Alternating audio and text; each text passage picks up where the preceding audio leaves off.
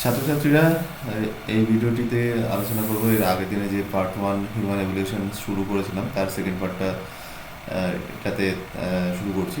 এই পার্টটিতে আমরা জানবো যে মানুষের বিভিন্ন পূর্বপুরুষগুলো, তাদের বৈশিষ্ট্য, যে আধুনিক মানুষ যে পূর্বপুরুষগুলোর পরে আবির্ভাব হয়েছিল সেই সমস্ত বিভিন্ন পূর্বপুরুষগুলোর সম্পর্কে জানবো। তার আগে একবার কুইক রিভিউ করা যাক যে আধুনিক মানুষের বিভিন্ন যে পূর্বপুরুষগুলো কারা ছিল। এই পূর্বপুরুষগুলো সম্পর্কে দেখা যায়, নামগুলো অন্তত মনে রাখতেই হবে পূর্বপুরুষগুলোর। দেখে নেবো আমরা বিভিন্ন যে পূর্বপুরুষগুলোর আবির্ভাব হয়েছিল। একদম প্রথম দিকে যে পূর্বপুরুষটি ছিল তার নাম ছিল ড্রায়োপিথেকাস।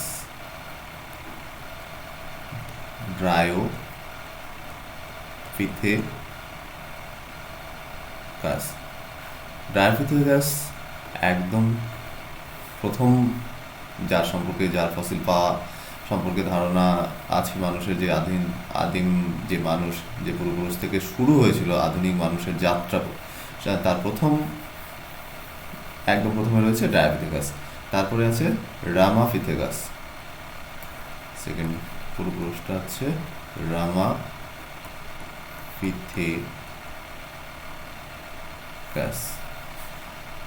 এরপরে আসে অস্ট্রালোপিথেকাস।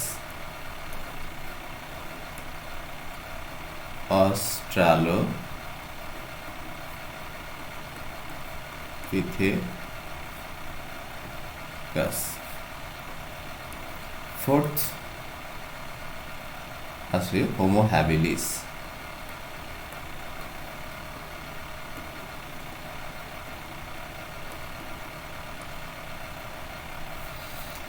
ফিফথে আমরা পাবো যে ক্রমশ আধুনিক মানুষের প্রায় নিকটস্থ হতে থাকে। হোমো হ্যাবিলিসের পরেই যে আসে সেই পূর্বপুরুষটি ছিল হোমো ইরেক্টাস। 6 নম্বর পূর্বপুরুষ যার নাম হচ্ছে হোমো নিয়ান্ডারথ্যালেন্সিস। হোমো নিয়ান্ডারথ্যালেন্সিস। এবং একদম শেষ হোমো স্যাপিয়েন্সের ঠিক আগের পূর্বপুরুষ, 7 নম্বরে রাখছি তাকে, যেটাকে ক্রো-ম্যাগনান মানবও বলা হয়, হোমো স্যাপিয়েন্স ফসিলিস।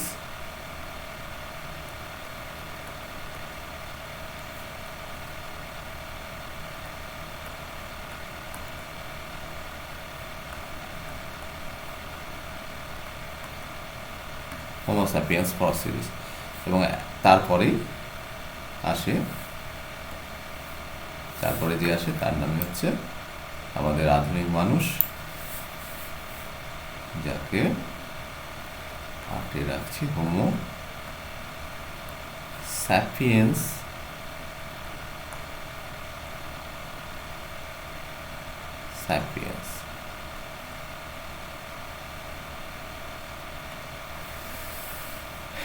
এই সিরিজটা অবশ্যই মনে রাখতে হবে।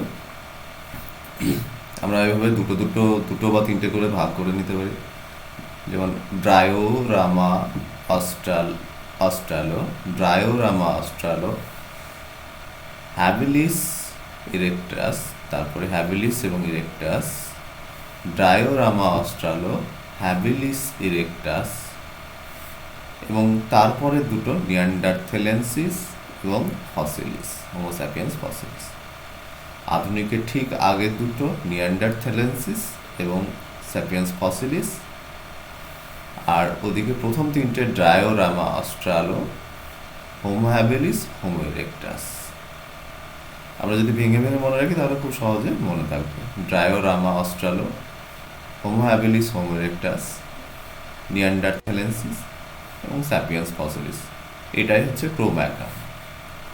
ক্রো-ম্যাগনান। ঠিক যেটা আধুনিক মানুষের আগে। তো প্রতিটার পার্টিকুলার কিছু মেন বৈশিষ্ট্য রয়েছে। যেমন আমরা যদি দেখি, যখন বিবর্তন ঘটছে এভলিউশনের পথে, কিছু কমন ফ্যাক্টর দেখতে পাবো যে মানুষের মুখমণ্ডলটা প্রথম দিকে চোয়ালের যে পোর্শনটা সেটা এরকমভাবে এগিয়ে ছিল নিচের দিকে, বিশেষ করে নিচের দিকে চোয়াল যেটা সেটা সামনের দিকে এগোনো ছিল, সেটা আস্তে আস্তে কী হতে লাগে, পিছোতে লাগে। যে বৈশিষ্ট্যগুলো আলোচনা করছি পরে, যেমন হোমো হ্যাবিলিস, এর ক্ষেত্রে একটা বিশেষ বৈশিষ্ট্য হচ্ছে এরা বসবাস শুরু করে, গুহাতে বসবাস শুরু করে, তার ভিত্তিতে হোমো হ্যাবিলিস। হোমো ইরেক্টাস যেমন প্রথম খাড়া হয়ে দাঁড়াতে পারে এরকম একটি মানুষের পূর্বপুরুষ সোজা হয়ে দাঁড়াতে পেরেছিল। আচ্ছা, ঠিক আছে। তাহলে diorama Australopithecus, Homo habilis, Homo erectus. Diorama Australopithecus, Homo habilis, Homo erectus. Homo neanderthalensis, Homo sapiens fossilis, Homo sapiens sapiens. এবার আমরা পিপিটিটাতে দেখব যে বিভিন্ন মানুষগুলোর বৈশিষ্ট্য সম্পর্কে জানব ইন ডিটেলে।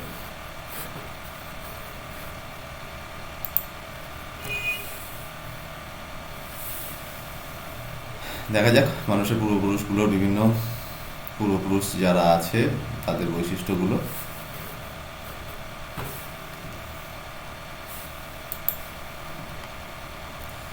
একদম প্রথমেই চলে আসছে ড্রায়োপিথেকাস, যেটা একটু আগে বোর্ডওয়ার্কে দেখালাম। ড্রায়োপিথেকাস 25 মিলিয়ন বছর পূর্বে মিওসিন যুগে ড্রায়োপিথেকাসের আবির্ভাব ঘটে,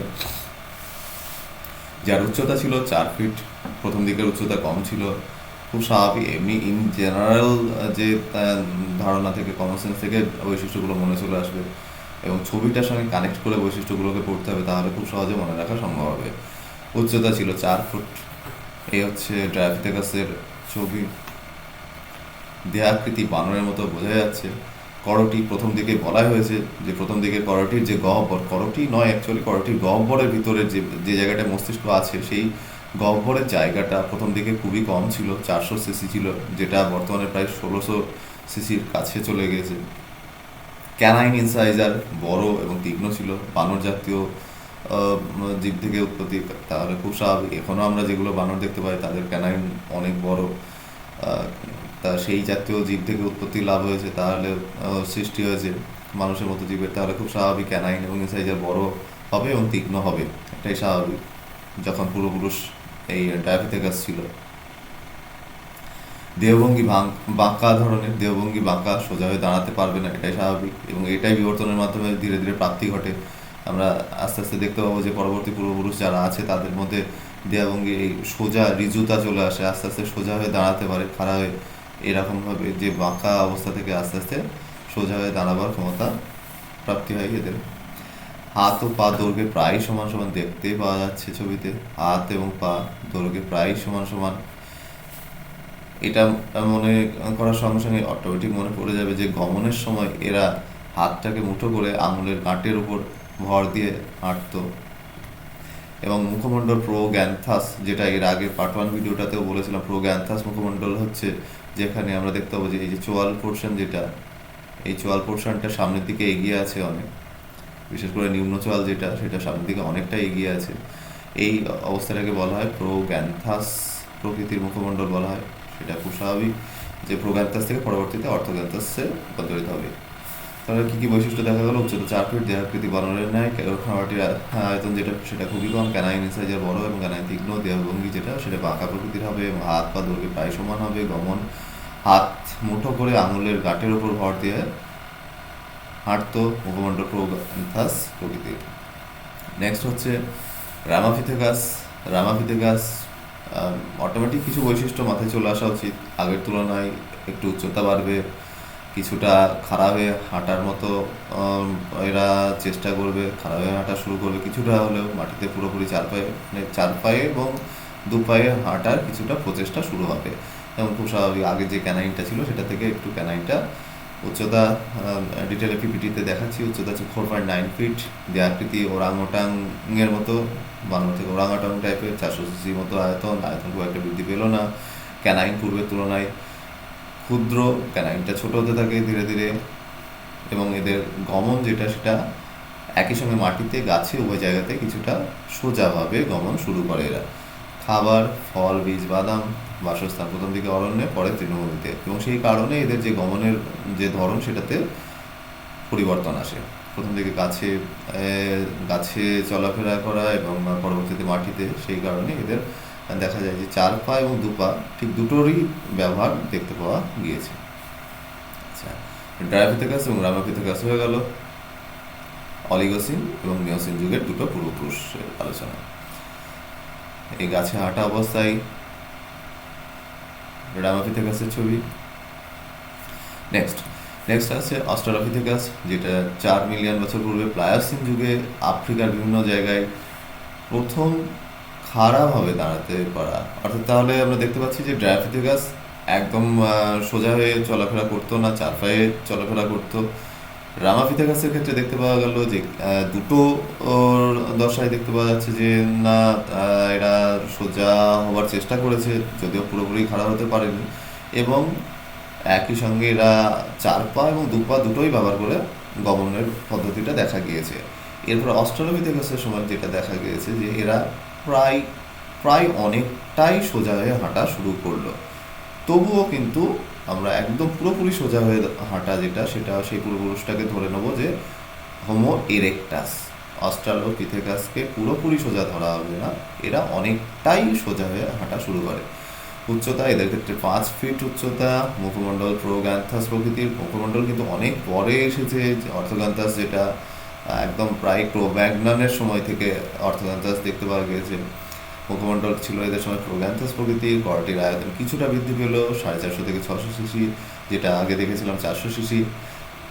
দাঁত অনেকটা আধুনিক মানুষের মতো ইনসাইজার আকারে বৃদ্ধি পায়। গমন দ্বিপদ প্রকৃতির, কিন্তু পুরো সোজা নয়, এটাকে বললাম। লোম পরিমাণে কমতে থাকে। আগে যেটা দেখা গিয়েছিল যে বানরের মতো লোম, প্রচুর বড় বড় লোম, সেটা আস্তে আস্তে কমতে থাকে। নেক্সট নেক্সট হচ্ছে হোমো হ্যাবিলিস। প্রথমে বললাম যে হোমো হ্যাবিলিস যে স্পিসিস, যেটা পূর্বপুরুষ যেটা, সেটা কিন্তু এরা বসবাসের ব্যাপারটা শুরু করে, সেই থেকে এদের নামটা গুহায় বসবাস শুরু করে, তাই হোমো হ্যাবিলিস কথাটা আছে। যাদের আবির্ভাব হয় 1.3 থেকে 2 মিলিয়ন বছর পূর্বে প্লিস্টোসিন যুগে। প্রথম খাড়াভাবে দাঁড়াতে পারা পূর্বপুরুষেরা। উচ্চতা ছিল 5 ফিট। মুখমণ্ডল প্রোগ্যান্থাস প্রকৃতির, কিন্তু চোয়াল ও দাঁত প্রায় আধুনিক মানুষের মতো হতে শুরু করে। প্রোগ্যান্থাস হওয়া সত্ত্বেও প্রায় অনেকটাই আধুনিক মানুষের মতো হতে শুরু করে। করটির আয়তন 650 থেকে 800 সিসি, অর্থাৎ আগের থেকে আবার আরেকটু বৃদ্ধি পায় করটির যে গহ্বরের আয়তন। করটির গহ্বরের আয়তন 450 থেকে 800 সিসি। পাথরের অস্ত্র বানাতে পারতো এরা, এইটা আর একটা নতুন বৈশিষ্ট্য। এটাকেও কানেক্ট করে মনে রাখাই যায়, যেহেতু হোমো হ্যাবিলিস গুহায় বাস করতো, খুব স্বাভাবিক তারা গুহায় বাস করা শুরু করছে, মানে গুহা মানব যেটা, তারা অস্ত্র বানাতে পারবে। এবং গুহা মানবরা সাধারণত পশু শিকার করতো, অস্ত্র বানানোর জন্য পশু শিকারের জন্য অস্ত্র বানাতো, এবং খুব স্বাভাবিক পশু শিকারের উদ্দেশ্য ছিল এদের খাদ্য খাদ্য হিসাবে বিভিন্ন পশুর মাংসকে ব্যবহার করতো, সেই উদ্দেশ্যে এরা পশু শিকার করতো। এখানে একটা ছবির মধ্যে দেখানো হয়েছে যে পশু শিকার করছে। ছোটো ছোটো গোষ্ঠী করে গুহায় বাস করতো, খুব স্বাভাবিক। এটাও কানেক্ট করে মনে রাখাই যায় যে একা একা কেউ গুহায় বাস করতে যাবে না। তখন আস্তে আস্তে ধীরে ধীরে বিভিন্ন গুহাটা এক একটা গোষ্ঠী দখলে আসে এবং সেই গুহাটাতে, এবং এইভাবেই সমাজবদ্ধতারও একটা সূত্রপাত ঘটে। Homo erectus. হোমো ইরেক্টাস নামটা থেকে বোঝা যাচ্ছে ইরেকটাইল যে পশ্চার, সেই থেকেই আসছে কথাটা হোমো ইরেক্টাস, যাদের আবির্ভাব প্রায় 2,50,000 বছর থেকে 1.7 মিলিয়ন বছর পূর্বে প্লিস্টোসিন যুগে। প্রথম সম্পূর্ণ খাড়াভাবে দাঁড়াতে পারা পূর্বপুরুষ। এদেরকে জাভা মানব এবং পিকিং মানবও বলা হয়। জাভা মানব এবং পিকিং মানব এর আগে পার্ট 1 ভিডিওতে বলেছিলাম। জাভা জায়গা যেটা, সেখানে কিছু খনন কার্যের ফলে প্রাপ্ত বিভিন্ন যে ফসিলস যেগুলো রয়েছে, সেগুলো থেকে সেখানকার মানবটাকে জাভা মানব নাম দেওয়া হয়েছে। এবং চীনের যে পিকিংয়ের যে মানব কঙ্কালগুলো পাওয়া গিয়েছে তাকে পিকিং মানব বলা হচ্ছে, এবং এরা প্রত্যেকেই হোমো ইরেক্টাসের অন্তর্ভুক্ত।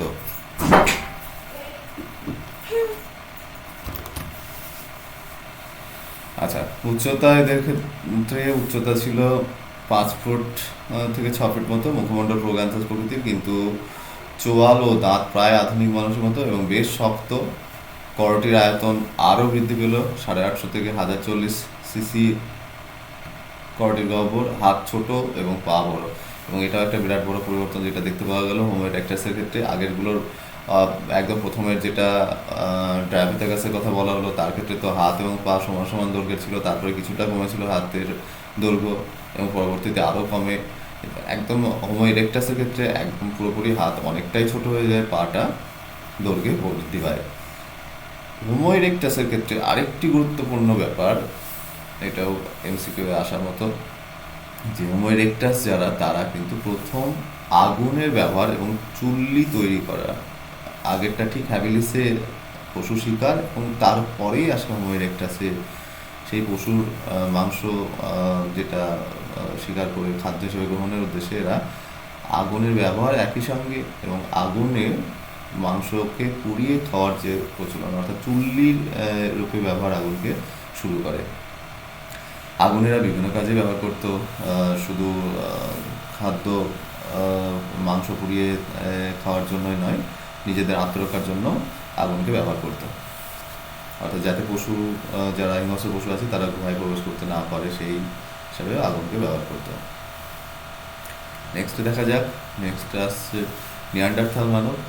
একদম ঠিক আধুনিক মানুষ যেটা, তার আগের আছে ক্রো-ম্যাগনান, হোমো স্যাপিয়েন্স ফসিলিস এবং ঠিক তার আগে আছে নিয়ান্ডারথাল মানব, যার আবির্ভাব ঘটে প্রায় 2 লক্ষ বছর পূর্বে প্লিস্টোসিন যুগে। জার্মানির নিয়ান্ডারথাল উপত্যকায় এদের প্রথম যে বিভিন্ন কঙ্কালগুলো পাওয়া গিয়েছিল বলে এদের নিয়ান্ডারথাল মানব বলা হচ্ছে। এদের উচ্চতা যদি দেখা হয় তাহলে দেখতে পাওয়া যাবে উচ্চতা 5 ফিট মতো, মুখমণ্ডল প্রোগ্যান্থাস প্রকৃতির হলেও সেটা অনেকটাই কমে যায়, অর্থাৎ অর্থোগন্থাস হতে শুরু করে। যেহেতু আর একটা স্টেজ মাঝে পাচ্ছি আমরা, তারপরেই আমরা পেয়ে যাব আধুনিক মানুষ, তাই প্রোগ্যান্থাস থেকে এবার অর্থোগন্থাসের দিকে অনেকটা এগিয়ে যায়।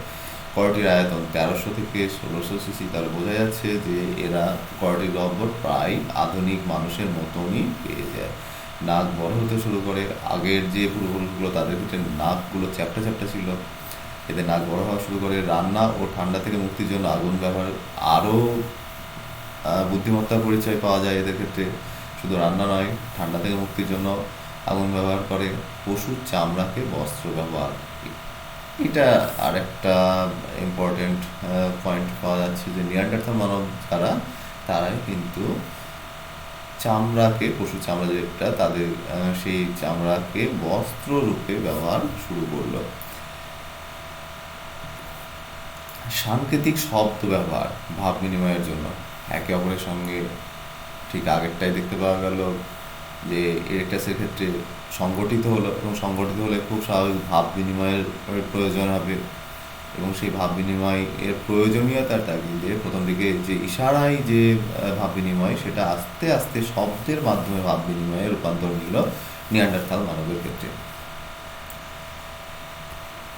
আরও কিছু বুদ্ধিমত্তা দেখতে পাওয়া গেল, মৃতদেহকে এরা মাটিতে পুঁতে দিতে লাগলো। খাদ্য, সেই সময় এদের খাবার ছিল সর্বভূক প্রকৃতির, অর্থাৎ এরা ফলমূল, শাকসবজি, মাছ, মাংস, সমস্ত পশুর মাংস, সমস্ত কিছু খাদ্য হিসেবে ব্যবহার শুরু করলো। তাহলে এখানে মেন পয়েন্টে দেখতে পাওয়া যাচ্ছে এরা বস্ত্র ব্যবহার শুরু করলো পশুর চামড়া দিয়ে, এবং ভাষার একটা সৃষ্টি দেখতে পাওয়া গেল। মৃতদেহকে মাটিতে পুঁতে রাখা, এটা ইম্পর্ট্যান্ট একটা ব্যাপার। নেক্সট, ক্রো-ম্যাগনান মানব বা হোমো স্যাপিয়েন্স ফসিলিস, এরা ঠিক আধুনিক মানুষের পূর্বের মানুষ। হোমো স্যাপিয়েন্স ফসিলিসের আবির্ভাব 34,000 বছর পূর্বে। ম্যাকগ্রেগর প্রথম ফ্রান্সের ক্রো-ম্যাগনান রক থেকে এদের জীবাশ্ম খুঁজে পান। ম্যাকগ্রেগর ফ্রান্সের ক্রো-ম্যাগনান রক থেকে প্রথম খুঁজে পান এদের জীবাশ্ম। এদের উচ্চতা ছিল 6 ফিট, মুখমণ্ডল অর্থোগোনাথাস প্রকৃতির। খুব স্বাভাবিক, এরা আধুনিক মানুষেরই পূর্বপুরুষ। তাহলে এবার আর প্রোগোনাথাস যে মুখমণ্ডল সেটা দেখতে পাওয়া যাচ্ছে না, অর্থোগোনাথাস শুরু হয়ে গেল। করটির আয়তন 1650 সিসি, প্রায় আধুনিক মানুষের মতনই। পরিবার গঠন করে গুহায় বাস, পরিবারতন্ত্রের সৃষ্টি হলো, এবং এদের মধ্যে কিছুটা সৃজনশীল মানসিকতা এবার শুরু হবে। অর্থাৎ পাথর, হাড়, হাতির দাঁত ব্যবহার করে অস্ত্র বানাতে শুরু করলো এরা। নিয়ান্ডারথাল মানবের থেকে আরেকটু এগিয়ে গিয়ে এরা পাথরকে দেখা যাচ্ছে পাথর, হাড়, হাতির দাঁত, যেগুলো থেকে আরও ধারালো অস্ত্র বানানো যায়, এবং সেই অস্ত্রগুলো আগে শুধু পাথরকেই অস্ত্র হিসেবে ব্যবহার করতো বা গাছের ডালকে তার আগে ব্যবহার করতো, কিন্তু এরপরে এরা আরও মডিফাই করা শুরু করলো, পাথর, হাড়, হাতির দাঁতকে পর্যন্ত অস্ত্র হিসেবে ব্যবহার করতে লাগলো। সৃজনশীল যে চিন্তা ভাবনা সেটা শুরু হলো। গুহাচিত্রে প্রচুর গুহাচিত্রের নিদর্শন পাওয়া যায়। গুহাচিত্র আঁকা এরা শুরু করে। কুকুরকে পোষ বানাতে পারতো এবং অবশ্যই বস্ত্র পরিধান করতো। কারণ এদের ক্ষেত্রে, ক্রো ম্যাগনামের ক্ষেত্রে মেন পয়েন্ট যেগুলো দেখতে পাওয়া গেল সেটা হচ্ছে এদের পরিবারতন্ত্রের আবির্ভাব, পরিবার গঠন শুরু করলো। পাথর, হাড়, হাতির দাঁত দিয়ে এরা অস্ত্র বানাতে শুরু করলো। সৃজনশীল কিছু চিন্তাভাবনা থেকে গুহাচিত্র আঁকার ব্যাপারটা আসছে, এবং কুকুরকে এরা পোষ বানাতে পারলো। ঠিক আগের প্রজন্মটায় মানুষের যে লাস্ট যে পূর্বপুরুষ, যেটা তাদের কথা বলা হচ্ছে ক্রো ম্যাগনার মানব বা হোমো স্যাপিয়েন্স ফসিলিস। এরপরে চলে আসছি আধুনিক মানুষ, অর্থাৎ হোমো স্যাপিয়েন্স স্যাপিয়েন্স, যার আবির্ভাব ঘটে আজ থেকে 25,000 বছর পূর্বে। গমন পুরোপুরি দ্বিপদ গমন, প্যান্টিগ্রেড টাইপের, অর্থাৎ যে ক্ষেত্রে প্যান্টিগ্রেড বলা হয় যখন পায়ের পাতাকে ব্যবহার করে যে দ্বিপদ গমনটা, সেটাকে প্যান্টিগ্রেড বলা হচ্ছে। আগে কিন্তু এরকম দেখতে পাওয়া যেত না। দ্বিপদ গমন তো অবশ্যই একটা ইম্পর্ট্যান্ট এভলিউশনে পাওয়া খুব গুরুত্বপূর্ণ একটা পরিবর্তন, যেটা আধুনিক মানুষ পেয়েছে, এবং পাতার ব্যবহার, যেটাকে প্যান্টিগ্রেড লোকোমোশন বলা হচ্ছে। নেক্সট, আপরাইট পশ্চার, পুরোপুরি সোজা হয়ে। এই ছবিটাতে দেখানো হয়েছে যে আগের পূর্বপুরুষদের যে পশ্চারটা, এবং এইটাতে দেখানো হয়েছে আধুনিক যে মানুষ তার যে পশ্চার সেটা। এবং আপরাইট পশ্চার আধুনিক মানুষের ক্ষেত্রে এভলিউশনের মাধ্যমে প্রাপ্তি, এবং তার সঙ্গে সঙ্গে আগে লাম্বার যে কার্ভেচারটা, এই পোর্শনে লাম্বার আছে, থোরাসিক পোর্শন, এটা বুকের যে জায়গাটা, মেরুদণ্ডের যে খণ্ডগুলো থোরাসিক বলা হচ্ছে, থোরাসিকের ঠিক নিচে কোমরের কাছে লাম্বার, কোমর এবং পেটের কাছে যে লাম্বার সেগমেন্টসগুলো মেরুদণ্ডের আছে, সেখানে ধীরে ধীরে একটা কার্ভেচার, এই যে এরকমই একটা কার্ভেচার, ধনুকের মতো কার্ভেচার সৃষ্টি হলো, এবং এই কার্ভেচারটার কারণেই কিন্তু পশ্চারটা আপরাইট হয়ে উঠলো। তো এটাও এভলিউশনের মাধ্যমে প্রাপ্তি, আপরাইট পশ্চার এবং লাম্বার কার্ভেচার। এটাতে আরও ডিটেলে দেখানো হয়েছে যে থোরাসিক কার্ভেচার এটাকে বলা হয়, থোরাসিক খণ্ডের, এবং লাম্বার কার্ভেচার এটাকে বলা হয়। এই যে লাম্বার কার্ভেচারের কারণে কিন্তু আপরাইট পশ্চারটা আসে। এই কার্ভেচারটা না থাকলেই, এটা যদি পুরো এরকম থাকতো, তাহলে কিন্তু বডিটা ঝুঁকে থাকতো, প্রথম দিকে যেটা ছিল পূর্বপুরুষদের ক্ষেত্রে। এবং পরবর্তীতে এই লাম্বার কার্ভেচারের মাধ্যমে কিন্তু মানুষের ক্ষেত্রে যে আপরাইট পশ্চার সেটা দেখতে পাওয়া গেল। মুখমণ্ডল পুরোপুরি অর্থোগনাথাস প্রকৃতির হয়ে গেল, এবং করোটি গহ্বর 1200 থেকে 1600 সিসি ক্রো ম্যাগনান মানবের তুলনায় কিন্তু একটু কম। ক্রো ম্যাগনান মানবের, অর্থাৎ ঠিক আগে যে হোমো স্যাপিয়েন্স ফসিলিসের ক্ষেত্রে, ক্রো ম্যাগনান মানবের ক্ষেত্রে কিন্তু একটু বেশি ছিল করোটির যে গহ্বরটা। আধুনিক মানুষের ক্ষেত্রে তুলনামূলক একটু কম দেখতে পাওয়া যায়। ঠিক আছে, পার্ট 2 হিউম্যান এভলিউশনের যে বিভিন্ন পূর্বপুরুষ, হিউম্যান এভলিউশনের ধারায় যে বিভিন্ন যারা পূর্বপুরুষ ছিল, যারা তাদের সম্পর্কে আলোচনা শেষ হলো। গোটা ভিডিওটা আশা করি একবার দুবার দেখলে সমস্তটা মনে থেকে যাবে।